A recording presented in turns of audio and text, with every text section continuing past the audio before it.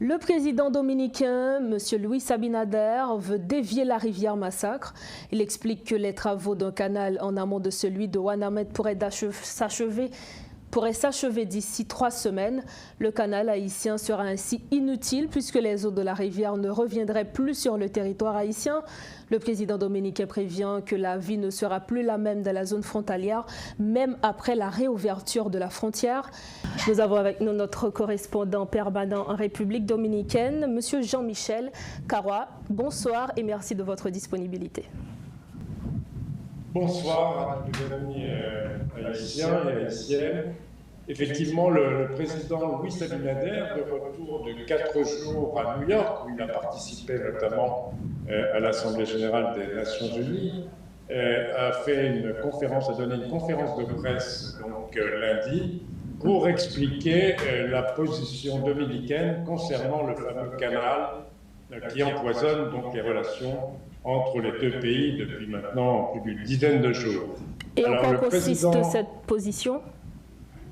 Alors, cette position consiste à dire que le canal construit du côté haïtien selon lui, pose de gros problèmes d'une part technique, parce qu'il n'y a pas eu communication à la partie dominicaine de plan ou des modalités selon lesquelles ce canal serait opéré. Et également, il a évoqué des risques environnementaux graves, selon lui. Il parle de possibilités d'inondation qui pourraient mettre en péril aussi bien Ouanamène que Darabon, et notamment la zone franche Codévi, qui emploie 19 000 Haïtiens, comme vous le savez. Et il dit que ça pourrait également porter préjudice aux agriculteurs qui sont en aval donc, de ce canal, agriculteurs tant dominicains qu'haïtiens, et à la zone protégée de biosphère, Laguna Saladilla, qui est selon lui une zone très riche, y compris au niveau international, reconnue comme une zone de diversité qu'il faut protéger, selon lui. Donc il a réitéré la position dominicaine, disant qu'il fallait arrêter la construction du canal haïtien et qu'il fallait s'asseoir autour d'une table de dialogue de façon à envisager les modalités d'un partage, comme il a dit, équitable des ressources en eau du fleuve Massacre. Et pour continuer, il a évoqué les difficultés économiques que pose la fermeture de la frontière, difficultés économiques des deux côtés, et il a surtout parlé évidemment des problèmes que ça pose du côté dominicain. Comme vous le savez, les exportations dominicaines vers Haïti représentent environ 3 millions de dollars par jour. Donc il a annoncé des mesures pour acheter une série de produits agricoles qui sont vendus en Haïti, qui ne peuvent plus traverser la frontière. Il a annoncé des programmes d'aide aux commerçants et aux agriculteurs dominicains. Et il a également annoncé que des produits seraient exportés vers d'autres marchés de la région. Il a notamment évoqué le Guyana et le Panama, où a-t-il dit des œufs et des poulets qui ne sont pas exportés en Haïti pourraient être envoyés. Il a également dit qu'il avait donné l'ordre à l'INDRI, qui est l'Institut hydraulique dominicain, d'accélérer les travaux sur le canal de la Viria, qui est un canal qui se trouve en amont donc d'Arabon et qui pourrait permettre donc de dévier éventuellement les eaux du fleuve Massacre. Il faut nettoyer ce canal qui a été abandonné ou quasiment abandonné depuis 2007, a-t-il dit. Et donc la réfection, la remise en état de ce canal permettrait éventuellement de détourner une partie des eaux du Massacre si nécessaire pour les agriculteurs dominicains. Okay. Justement, en ce qui a trait à ce projet de construction de ce canal, est-ce que le président dominicain n'est pas en train de faire ce qu'il reprochait à Haïti, c'est-à-dire violer les mêmes conventions? Alors, ce qu'il a dit, c'est que ce canal est ancien. il résulte, selon lui, d'un accord qui aurait été accepté par les autorités haïtiennes en 1966 et que, comme il a dit, ce canal avait été négligé, quasiment abandonné depuis 2007 et que ce que font les Dominicains depuis le début de cette crise, c'est le remettre en état, le nettoyer, le curer, de manière à ce qu'il puisse être utilisé si nécessaire. Mais il ne s'agit pas de déviation des eaux de la rivière Massacre, selon lui. Il pourrait être utilisé pour une déviation de ces eaux, puisqu'il se trouve donc en amont de l'endroit où est construit actuellement le canal haïtien. C'est une menace, évidemment, pour ce canal haïtien, car si le spécialiste de l'INDRI a parlé d'un débit d'environ 1,50 m, 1,5 m, ce qui pourrait être plus ou moins le débit du fleuve Massacre en moyenne. Donc ça pourrait effectivement permettre de détourner une partie importante, sinon la totalité des eaux du Massacre. Oui.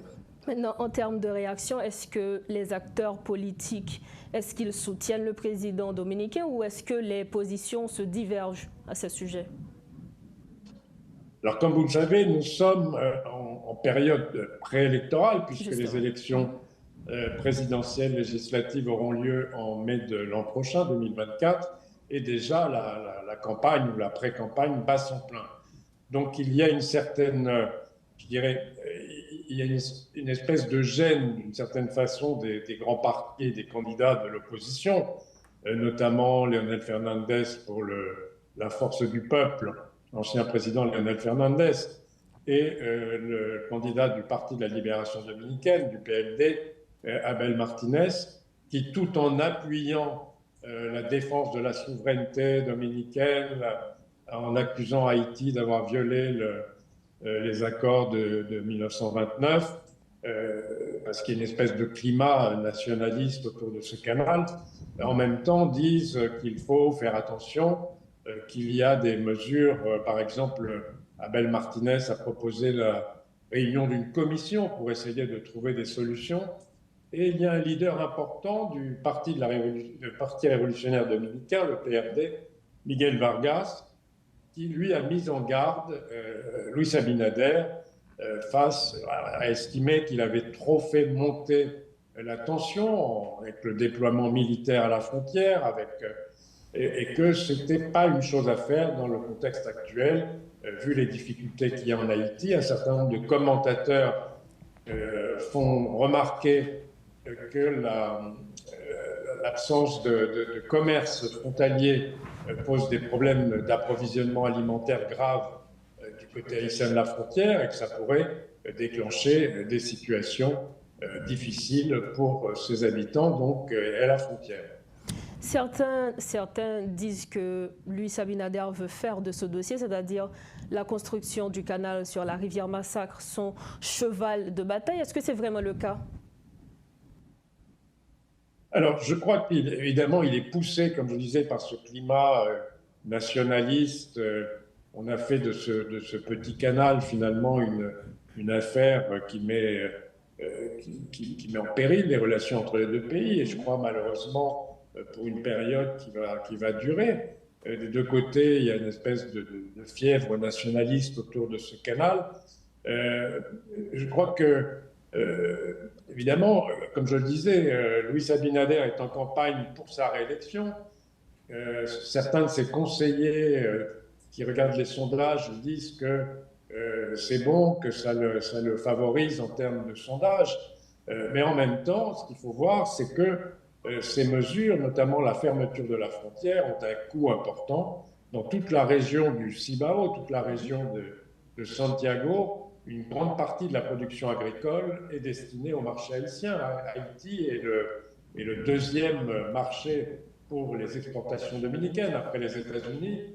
Et donc, cette situation de fermeture de la frontière ne peut pas durer très longtemps. D'ailleurs, Luis Abinader l'a dit, il pensait que d'ici 2 ou 3 semaines, ce canal de possible dérivation sera achevé et qu'il pourra lever les sanctions de fermeture de la frontière.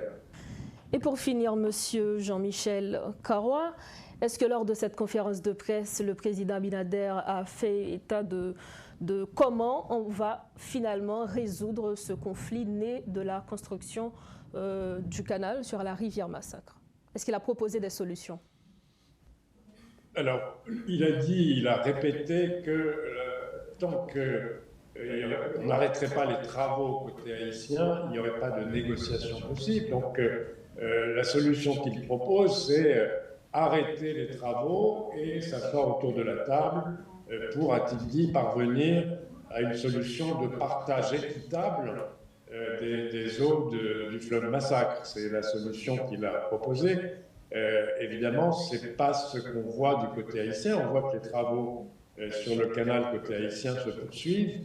Et donc, on risque effectivement de se retrouver dans une situation où il continue donc à faire ce canal Laviria de dérivation possible et une espèce de bras de fer finalement entre ces deux canaux pour savoir comment on va utiliser les flots, les eaux du fleuve Massacre.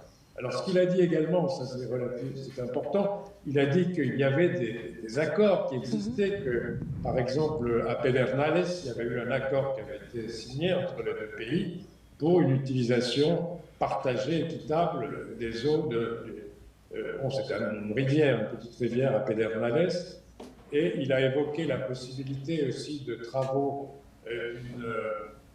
d'un barrage sur l'Artibonite, mais a-t-il dit, la République dominicaine, avec ce barrage, n'utiliserait pas les eaux du fleuve Artibonite, mais ce serait que pour produire de l'électricité, de l'énergie, et donc l'eau serait relâchée vers Haïti, et il n'y aurait pas de problème d'utilisation des eaux. Donc, en résumé, il a proposé aux Haïtiens d'arrêter la construction du canal sur la rivière Massacre, mais entre-temps, lui, il va continuer avec la construction du canal qu'il veut faire pour lui aussi dévier l'eau sur la rivière Massacre. C'est seulement ça, c'est jusqu'à là qu'on peut attendre à avoir une solution. Donc c'est l'arrêt des travaux côté haïtien. C'est bien ça? Oui, alors c'est ce qu'il dit. Il dit il faut arrêter... Ce qu'il dit, c'est que les conditions techniques d'étude du canal du côté haïtien sont dangereuses, comme je le disais au début, pour des raisons de possible inondation, que ça risquerait donc de causer des dommages aussi bien côté dominicain que côté haïtien. Et il veut avoir des garanties sur la faisabilité, en quelque sorte, de ce canal du côté haïtien. Merci Jean-Michel Karawa, merci de votre disponibilité. On le rappelle, vous êtes notre correspondant permanent République dominicaine. Merci beaucoup. Merci à vous et bonsoir. Nous venons de recevoir notre correspondant permanent République dominicaine, Jean-Michel Karawa. Avec lui, nous avions parlé de la déclaration du président Luis Abinader, notamment sa position en ce qui a trait au conflit né de la construction du canal sur la rivière Massacre.